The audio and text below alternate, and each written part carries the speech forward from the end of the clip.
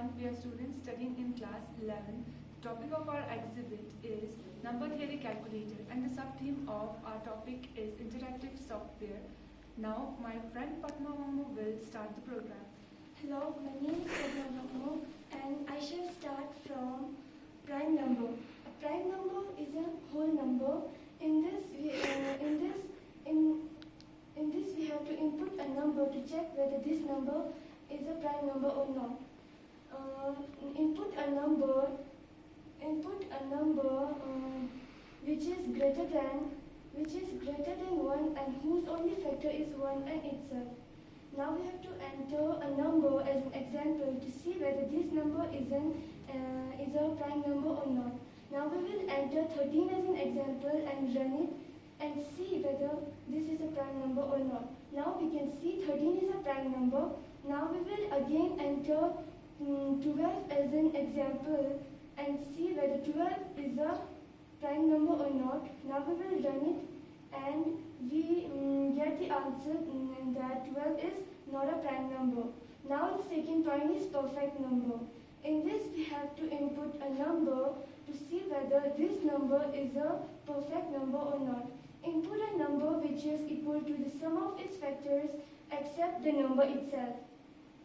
Now we will enter choices 2 and run it, and we have to enter now an example to see whether this number is a perfect number or not. Now we will enter 28 as an example and run it and see 28 is a perfect number. Now we will again enter some example to see whether this number is perfect or not. Now we will enter 10 as an example and see whether this is a perfect number or not. Now we can see 10 is not a perfect number. The third point is Armstrong number. The logic behind this program is to input a number which is equal to the sum of its own digits, and if the number is an Armstrong, the number will be an Armstrong, otherwise not an Armstrong. Now we will enter choices 3 and enter a number as an example to see whether this number is a Armstrong number or not. Now we will enter 153 as an example and we have to count. Now we have to count the digit of the above example we have taken. There are three digits, and while running it we get the answer that 153 is an Armstrong number. Now we will take another example as an Armstrong number. Now we have to take 120 as an example, and now we have to count the digit of the above example we have taken. There are three digits again, and we will run it. Now we can see 120 is not an Armstrong number. Thank you. Now my friend Varsha Sharma will continue.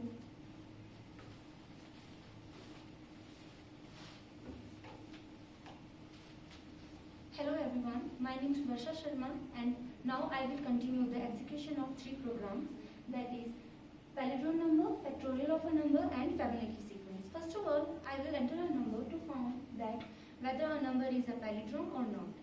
Palindrome number is a number which, when its digits are reversed, it remains the same. First of all, I will enter a choice, and the choice for palindrome is 4. Now, I will take an example of a number to check whether it is a palindrome or not. I will take an example of number 121. After running the program, it will show the output that 121 is a palindrome number, because if we reverse its digits, it will remain the same. Now we will take another example of a number, that is 230. After running the program, we will get an output that 230 is not a palindrome number. This is because if we reverse its digits, it will not remain the same. The fifth problem is to find the factorial of a number. First of all, similarly, we will enter a choice and enter a number whose factorial we have to find. The factorial of a number is a product of a number from 1 to that number. Now we will take an example, that is 5. After running the program, we will get the factorial of number 5, and that is 120. The sixth program is to find the Fibonacci sequence. Fibonacci series or sequence. Fibonacci series is a found sequence of a number such that each number is the sum of preceding numbers starting from 0 and 1. Similarly, we will enter a choice, and that is 6, and enter an example whose Fibonacci series we have to find. We will take a number 8.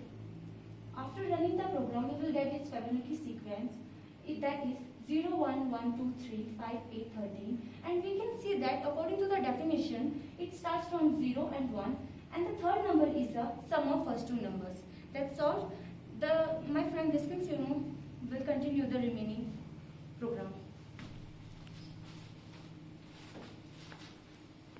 Hello everyone, my name is Diskin Sunu and I will continue the execution of the remaining programs. The seventh program is the greatest common divisor. The logic behind this program is that we have to enter two numbers and find the smallest positive integer of that is divisible by both the numbers. For that we will take an example. First we will enter our choice as 7 and we will take two numbers as example. The first number will be 4 and the second number will be 6. After running the program, we will see that the greatest common divisor of the numbers 4 and 6 is 2. Now the 8th program is least common multiple. The logic behind this program is that we have to enter two numbers and find the smallest positive integer that is divisible by both the numbers. For that, we'll take an example and first we will enter our choice as 8 and we will take two numbers as an example. The first number will be 15 and the second number will be 20. After running the program, we will see that the least common multiples of numbers 15 and 20 is 16. At last, we have to exit the program, otherwise the program will continue to run. For that, we will enter our choice as 0 and after running it, we will see that the program is exited. That's all for our exhibit. Thank you.